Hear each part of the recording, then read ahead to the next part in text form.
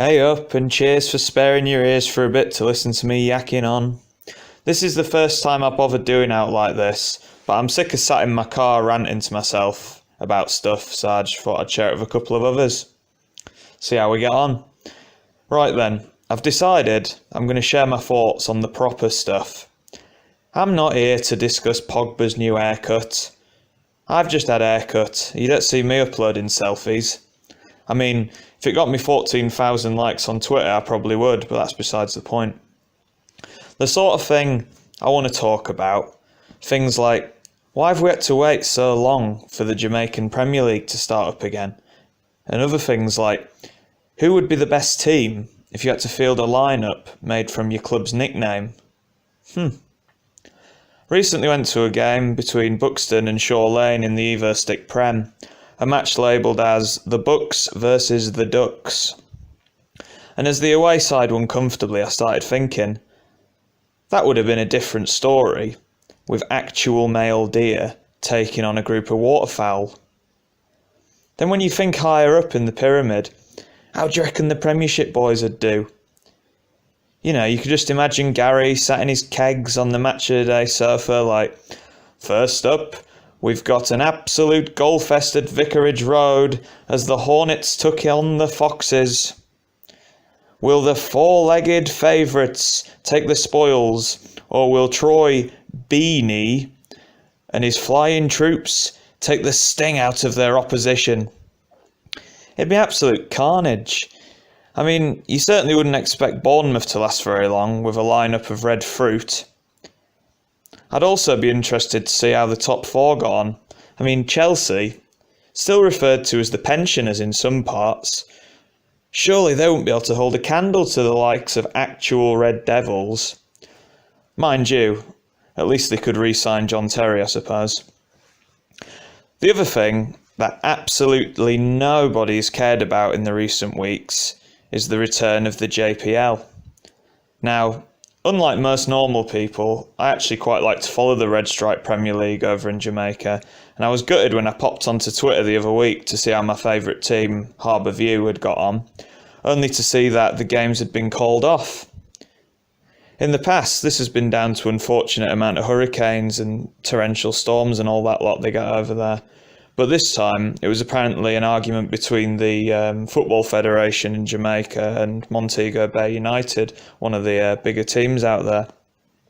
Won't bore you too much with the ins and outs, but from what I've read, it seems that some refs hadn't been paid. And then there was a load of faff with Montego Bay leaving the association, the club's association, whatever you call it, midway through the season. It's just madness, really. Just get it kicked off already. I'm dying to see how Cavalier get on when they've, been promoted back up there. Imagine something like that happening over here. Man U forgot to pay the ref. He'd probably do something stupid like, I don't know, only award 3 minutes extra time at Old Trafford. Whew, there'd be chaos. Anyway, the final thing I want to spout about is all these managers that are moaning of the top clubs about playing loads of matches. It's absolute foggle posh. You've got about 80 players. You've got people saying that I can't be bothered with a cup.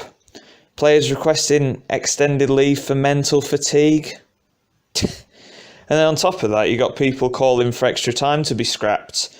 Just go straight to pens, get out of the way. What? I tell you now, these lads are doing the job full time. They should be expected to play every match if they can. Same with England too. People just see it as an unnecessary distraction these days. I'm not being funny, but that's just garbage. Right, we've got a big qualifier for the World Cup, the greatest competition in the whole of world football, coming up next week. Oh, that's a shame. I was hoping for a week off to freshen up before Burnley away. Mate, you're 2 weeks into the season, get a grip. You've got players who have, having to clock out from Tesco an hour early in the Midlands Premier League just so they can drive down to Coventry for a match. There's teams down there that have had to play at least 6 matches just to get into the hat for the FA Cup first round.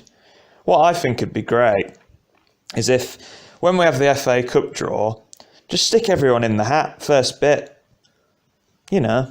Oh, but Liverpool have drawn Bodmin Town away in the first round. So what? That'd be great. I mean, a lot of clubs would go bankrupt probably from drawing sides at the other end of the country. But it's sort of sent out, wouldn't it? Right, that's enough from me then. I'm going to sod off now. Cheers if you've had a listen. Just me ranting on, really. And let me know if you've enjoyed yourself.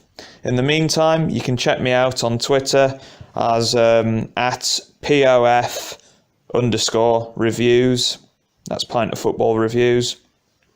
Or you can read my ground hopping blog entries at pintoffootball.blogspot.co.uk. I think that's it.